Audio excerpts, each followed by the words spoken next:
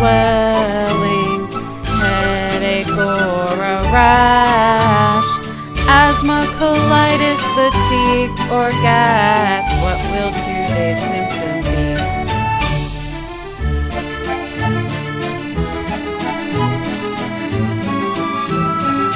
My loopy life with lupus. Hi guys! So I am filming this video on Friday, July the 7th, but you guys probably won't see it until a few days later. But basically I am coming on to do a little health update / recap of my week. So first, before I get into that, I want to say a big thank you to Caroline for sponsoring me in my virtual walk for lupus. Thank you so much, Caroline. It was really nice to see that you've donated. And I think the last time I checked, let me have a quick look here. I am now at 58% of my goal of raising $1,000 for Lupus Ontario. So thank you so much for making that happen. And if you guys want to sponsor me as well, I will definitely give a shout out to you in my video. You can check the links in the description below to donate, and you have until the end of August to do so. So you can visit that at your leisure. So thank you again so much, Caroline. So basically I just kind of want to give you guys a recap of my week, because this was my first week of being completely 100% on my own with both girls at work. And I mean, I'd been taking care of both of them pretty much for the last month in June. But their mom was still off work, so she was around if I needed her help for the most part. Sometimes she might step out for a few hours or whatever, but she was still kind of around. So this was the official start of, she went back to work this week and I was with the girls. So thankfully, it was a long weekend. This past weekend was the Canada Day weekend. So I usually would have had to have worked on Monday, but I had Monday off because it was the holiday. So that was kind of nice for my first week. I didn't have to do the full 3 days. So that was kind of nice. Tuesday was crazy to say the least, and I did way more than I probably should have. And basically what happened is I got there at 9, I believe it was. I started up, right? Yeah. So I got there at 9 and had to put Annie down for her nap. And basically when I think by the time she fell asleep it was about 20 after 9. And I didn't let her sleep too long, just about an hour. And I was originally wanting to wake her up at 10 o'clock actually, but I started packing up our stuff at 10 o'clock. So by the time I was finished getting everything ready that we were going to need to take with us on our outing, she had pretty much slept an hour. So I woke her up, we got ready, and we headed over to the library. And it's not the usual library that we go to, because the usual one that we go to is pretty small. They don't have the biggest kids section. So there's another library that if we were to walk there, I would say it would probably be about a half-hour walk, maybe 20-minute walk, something like that. So usually with me, with lupus and everything like that, we usually take the bus. Even though it's only like 2 or 3 stops on the bus, we usually take the bus most of the way there. just to make it easier on me. And then also like with the heat and everything and my breathing, just not a good mixture. So we took the bus and we chose to go on the Tuesday because there's also a farmer's market that happens on the Tuesday. And so this is what I did last summer when it was just Maggie. Every week we would go to the farmer's market and the library, which is nearby. So we ended up getting there later than I wanted to. We got there at like 11 o'clock and we usually have lunch by noon, and I knew that was not going to happen that day. So we ended up having a pretty late lunch that day. I probably won't do that again because Annie got really cranky because she was so hungry. But we did get snacks at the farmer's market like we always do. Margaret always loves to get honey sticks from the honey booth. And we also, there's a really nice booth that has a lot of home-baked items that are all organic and like made with things like sweet potatoes and healthy things like that. So we got a cookie from there that her and Annie shared just to tie them over to lunch. But we went to the library first and that went well. And to my surprise, they actually had the same program happening that we did last summer.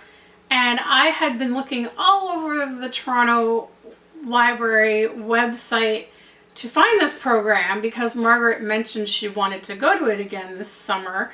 And I could not for the life of me find it anywhere. So I was thinking they weren't doing it this year, but they just renamed it. And so when we showed up there, they were just finishing the program, and it's a drop-in program, so we don't have to register or anything, which is great. So if we don't make it to one, we don't make it to one. You can just kind of come and go.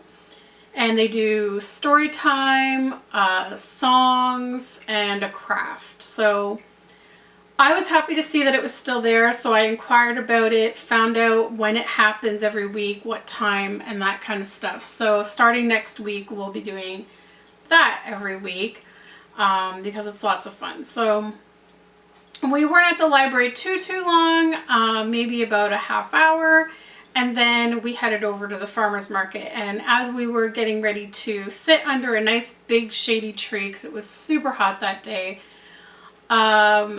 we ran into one of her classmates that she's like best friends with from school. And so they kind of had a little bit of a snack together, and then they were actually heading home.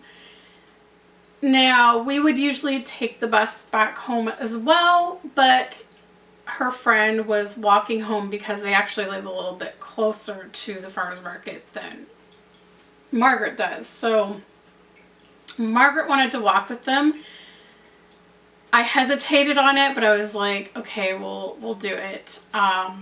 And so we walked all the way back to her place, and it was not the best idea for me to have done that. Yeah, the heat, my breathing, my joints didn't work out so good. But we did it, we made it, we got back to the house and we had lunch and everything was good. And then Annie went down for a nap and she slept really well, which was great.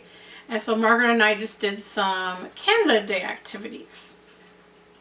And then that morning when I had arrived, Margaret was excited to show me all the birthday gifts she had received because her birthday was a couple of days before Canada Day, and then the day I was there, Tuesday, was actually Annie's first birthday.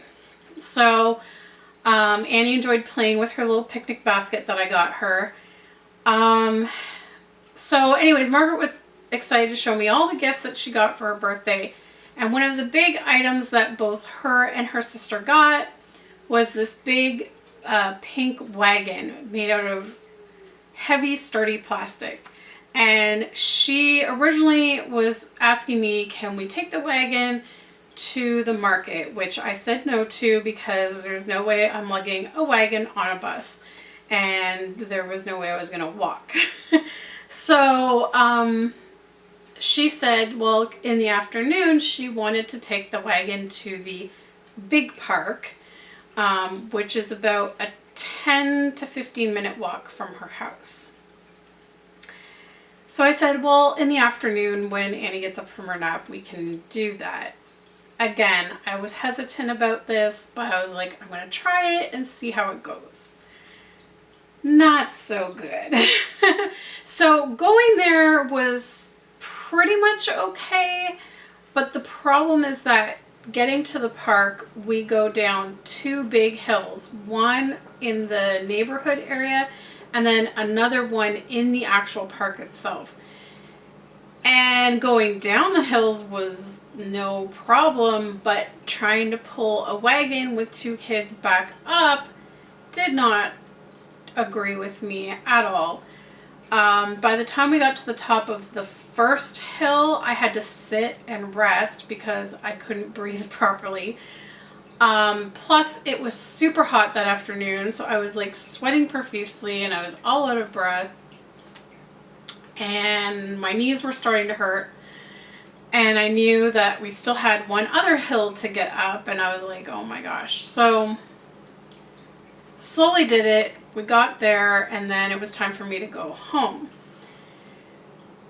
So on the way home, I'm thinking about this, and I'm like, there is no way I can do that again with the wagon. It's just not good. So I was thinking to myself, I'm going to have to tell Margaret that we can't do this, because she was super excited that, oh, we can take the wagon to the big park all the time now, and that wasn't going to happen. So I thought back to my very first nanny job. I was taking care of a boy named Kyle, and that was when I was diagnosed with lupus, was while I was taking care of him. And I was even in worse shape then than I am now, so I really had to be straightforward with him from the beginning about what was going on. And I had purchased these two books, these two children books, and one is called Lupus Love, and the other one is Loopy Lupus Helps Tell Scott's Story About a Disease Called Lupus. So this one's about a child with lupus, and then this one is about a girl whose mother has lupus, and her friend, her classmate at school, her mother also has lupus. So these are really nice like books to share what lupus is with kids in a way that they can understand it, where it's in like simple terms. And what I like about this book in particular is it's kind of a two-part story, so you can change it up depending on the age of the child you're reading it to. So for Margaret, because she's only 4, I just stuck to reading Scott's story. That's just a few sentences per page. But if you were reading this to an older child, then they have this other section that this little critter, Loopy Lupus, goes into more depth on things, and it's a little bit more like medical terms, scientific kind of stuff that a 4-year-old probably wouldn't grasp, so I skipped those parts. So I had to kind of think back to how I presented it to Kyle so that I could kind of try to present it to Maggie. And I have to say it went really well. Basically, I kind of brought it up so once Annie was down for her nap, that's when I thought would be a good time to talk about it. And we actually talked about this on the next day, on Wednesday, because in the morning Margaret wanted to take the wagon again to the park, and I kind of beat around the bush by saying, well, we didn't have time to go to the park, so she said, well, let's just take it around the block, and I said that's fine. So I kind of gathered that the compromise would be we can take the wagon for a walk around the block, because that I can manage because it's all on flat land, there's no hills. Same as there's a small little park, a school playground actually, that's just around the corner from her house. And again, that like is about a 5-minute walk, maybe even less. So it's very easy for me to take the wagon there. I have no issue with that, and there's no hills or anything. So I knew presenting it to her, I was going to give her that kind of a compromise, because I didn't want to say no altogether to her new wagon that she's so excited about. So basically how I brought it up was I mentioned how a lot of times I can't come to take care of her because I'm sick, and she's kind of aware when I call in sick that I've called in sick and I'm not well. So I brought it up with starting with that, and I basically said, does she know why I'm sick so often? And of course she said no. So then I basically, in very simple terms, I told her that I had a disease called lupus, and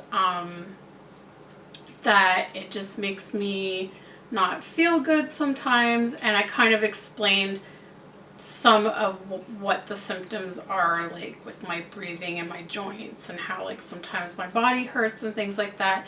But I kept it very basic. And so, you know, I said to her like how in the past when she's wanted me to lift her to reach the monkey bars and I can't, that's why I can't. I explained how sometimes I can't kneel on the floor, that's why. And there was, I can't even think of the other examples I gave, but there's some other things that I've had to say that I can't do, like say no to or whatever.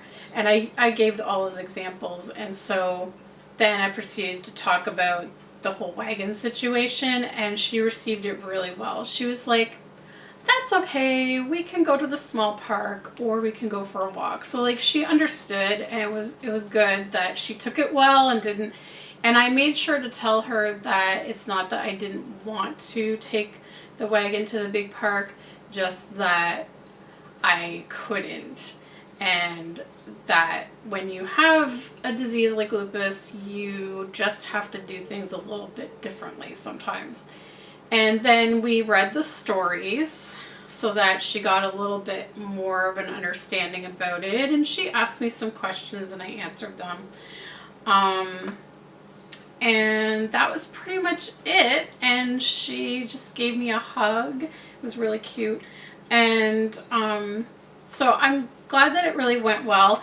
If you would like to hear these stories, what they sound like, if you're, you know, if you have lupus and you have to explain lupus to a young child, and you want to know what these books are like before you purchase them and where you can purchase them, I actually made videos a few years back of me reading them.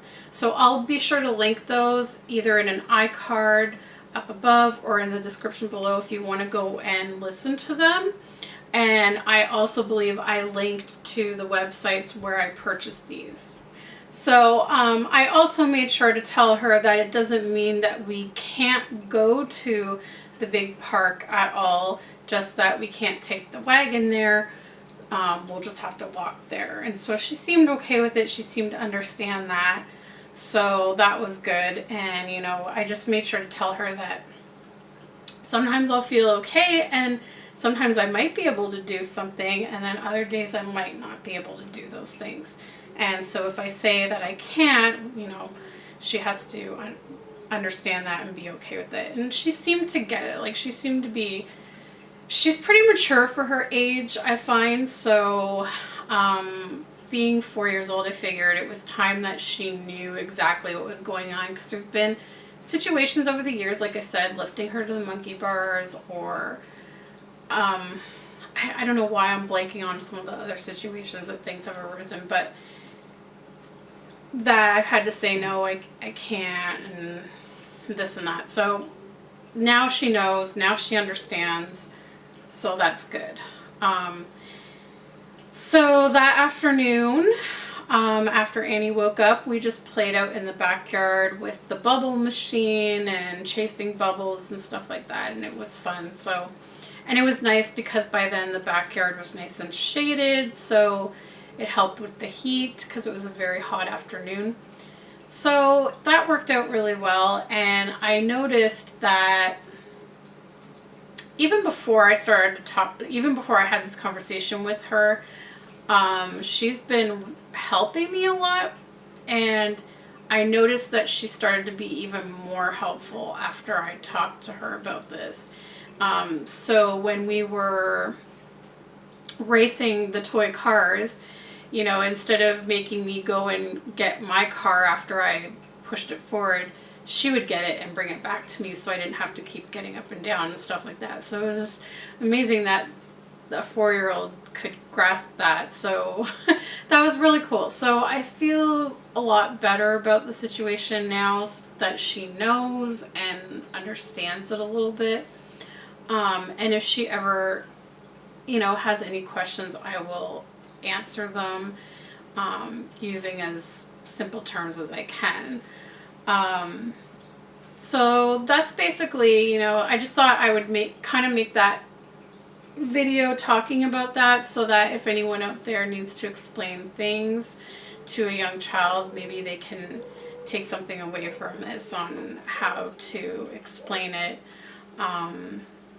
And yeah, I just made sure to let her know that the things that I can't do doesn't mean that I don't want to do those things with her and have fun with her and do those activities, but it's just that my body won't allow it. And so she seemed to get that, so it was good. So that was my first week, and then the next day that I had off, Thursday, I went to see a movie with my mom. We went to see The Book of Henry, and I highly recommend the movie. It was really, really good. I think it's one of those movies, though, that is not going to get the attention it deserves.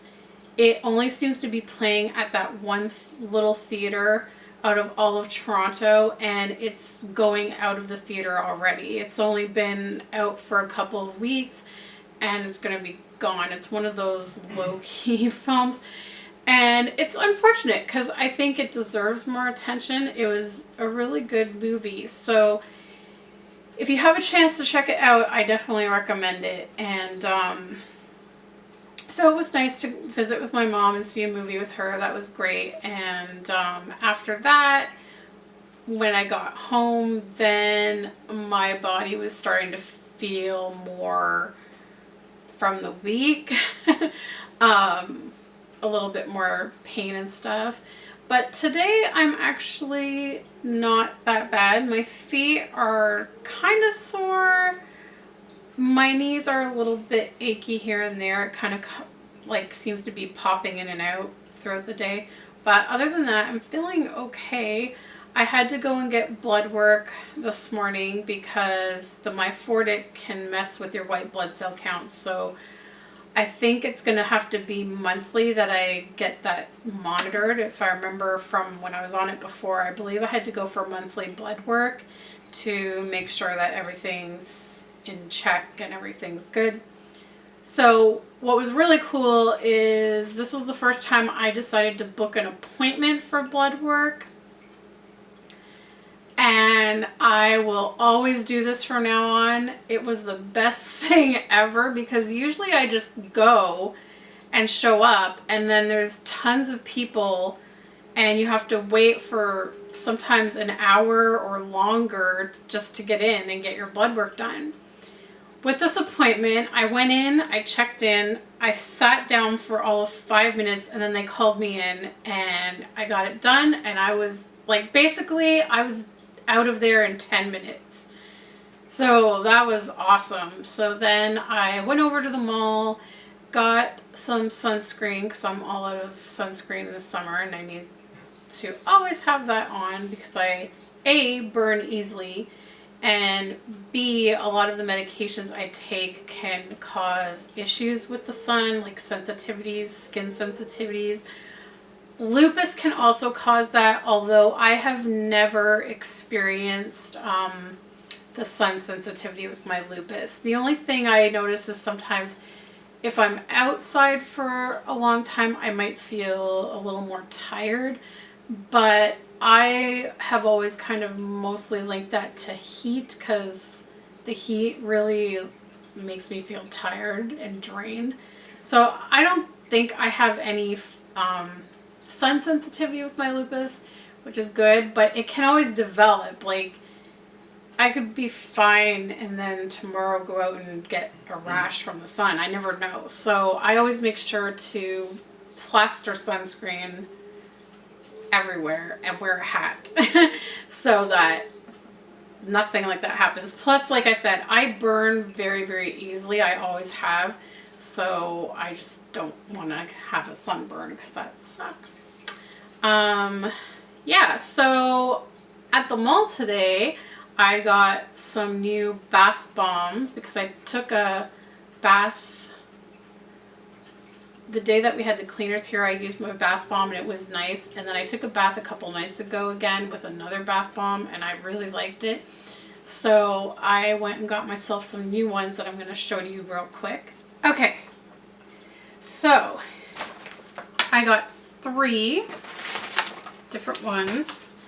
I don't know if there was, oh, I don't think I didn't get a receipt for it. So anyways, I don't really remember what the names of all of them are.